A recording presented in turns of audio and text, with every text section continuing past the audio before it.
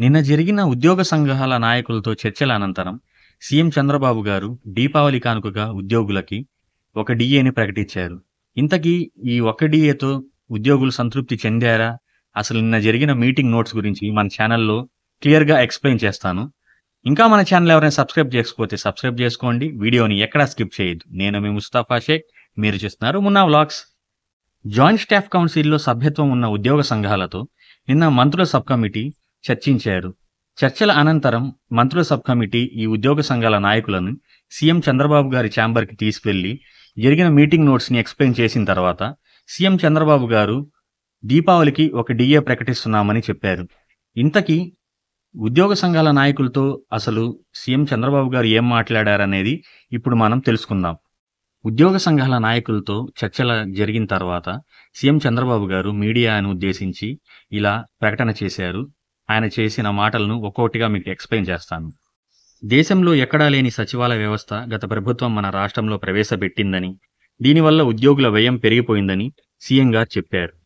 చివరి లైన్లో పంచాయతీ లైన్ డిపార్ట్మెంట్లుగా స్కూల్, అగ్రికల్చర్, వెటర్నరీ ఉద్యోగులు ఉంటారని, కానీ సచివాలయం ద్వారా 1,26,000 మంది ఉద్యోగులు వచ్చారు. ఇంత ఉద్యోగులు అనవసరమని ఆయన చెప్పుకొచ్చారు.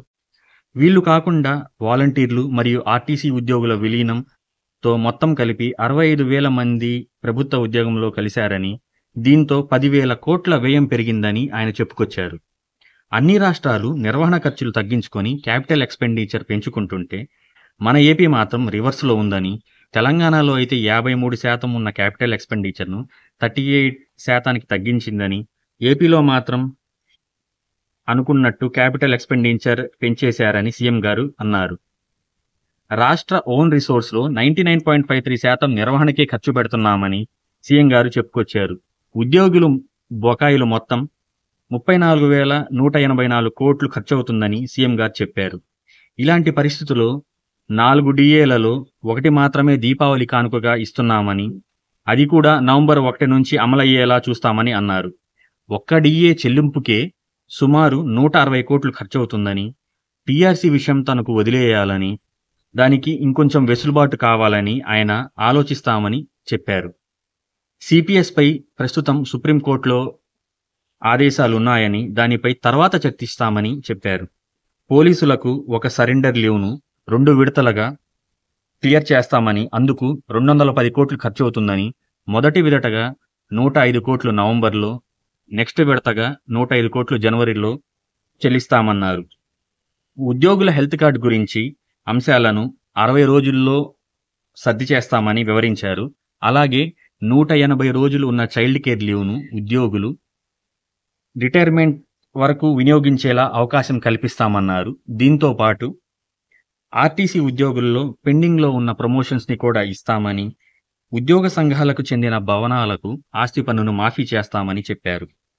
4వ తరగతి ఉద్యోగులకు ఉన్న పేర్లను మార్చి గౌరవంగా చేస్తామని చెప్పుకొచ్చారు. కానీ ఉద్యోగ సంఘాల నాయకులు మాత్రం పెండింగ్‌లో ఉన్న 4 డీఏలలో కనీసం 2 డీఏలైనా ప్రకటిస్తారని వాళ్ళు ఆశపడ్డారు. అలాగే పీఆర్సీ కమిషన్ కూడా వేస్తారని వాళ్ళు ఎంతో ఆశగా ఎదురుచూశారు. కానీ సీఎం గారు దాని గురించి అసలు ప్రస్తావన తీసుకురాకపోవటం ఎంతో బాధాకరం. 2023 జూలై నుంచి పీఆర్సీ ప్రకటించాల్సి ఉంది. కానీ ఐఆర్ఐనా ఇస్తారనుకుంటే అది కూడా జరగలేదు. కనీసం రాజీనామా చేసిన పీఆర్సీ కమిషనర్ స్థానంలో కొత్త కమిషనర్ అయినా నియమిస్తారనుకుంటే అది జరగలేదు. చివరికి ఒక్క డీఏతోనే నిన్న జరిగిన ఈ ఉద్యోగ సంఘాల నాయకులతో చర్చలతో సాధించుకున్నామనే వాళ్ళు అనుకుంటున్నారే తప్ప ఫుల్ ఫ్లెడ్జ్డ్‌గా ఏది వాళ్ళు అనుకున్నట్టుగా ఏది జరగలేదని. కూటమి ప్రభుత్వం అధికారంలో వచ్చి 16 నెలలు పూర్తయింది. దీంట్లో వాళ్ళు ఉద్యోగులకి ఒక డీఏనే ఇప్పుడు దాకా ఇచ్చారు. అలాగే సరెండర్ లీవ్ కూడా గతంలో కూడా పోలీసులకే ఇచ్చారు. ఇప్పుడు కూడా ఆ ఒక సరెండర్ లీవ్ కూడా పోలీసులకే ఇచ్చారు. మిగతా ఉద్యోగులకి ఏమీ ఇవ్వలేదు. కనీసం ఐఆర్ ఇస్తారనుకుంటే 30%తో ఎంతో ఊహించుకున్నారు ఉద్యోగులు. కానీ అది కూడా మొండి చేయి చూపించారు. అది తనకు వెసులుబాటుగా చూడాలని, చాలా ఆర్థికేతర సమస్యలతో వాళ్ళు ఉన్నారని చెప్పడంతో అసలు ఈ బకాయిలు ఎప్పుడు వస్తాయి, పీఆర్సీ కమిషన్ కనీసం ఎలక్షన్ లోపైనా వస్తుందా లేదా అని ఎంతో నిరాశ చెందారు. గత 4 నెలల నుండి వివిధ ఉద్యోగ సంఘాలు చేస్తున్న ధర్నాలకి ప్రతిఫలంగా ఒక డీఏనే వచ్చిందని, కనీసం ఐఆర్ ఇస్తారనుకుంటే చివరికి మొండి చెయ్యే దక్కింది. ఎన్నికల ముందు ఎన్నో హామీలు ఇస్తున్నారు. కానీ ఉద్యోగులను పట్టించుకోవటం లేదని చాలా ఉద్యోగ సంఘాలు ఎంతో నిరాశకు చెందాయి. అధికారంలో రాగానే ఐఆర్ ఇస్తామని, వెంటనే పీఆర్సీ అమలు చేస్తామని, పెండింగ్‌లో ఉన్న బకాయిలన్నీ క్లియర్ చేస్తామని ఇలా చాలా చెప్పారని, చివరికి మిగిలిందేంటంటే 16 నెలల తర్వాత ఒక్క డీఏ.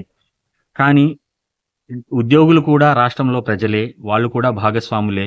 వాళ్ళని కూడా చాలా ఇలా చిన్నచూపు చూడటం సరికాదని, మిగతా ప్రజలతో పాటే ఉద్యోగుల్ని కూడా సరిసమానంగా చూడాలని, ప్రతిదానికి ఆర్థికంగా బలంగా లేమని చెప్పడం సమంజసం కాదని ఉద్యోగులు చాలా నిరాశతో చెప్తున్న మాటలివి. చూద్దాం ఆ ఒక్క డీఏతోనే అవుతుందా?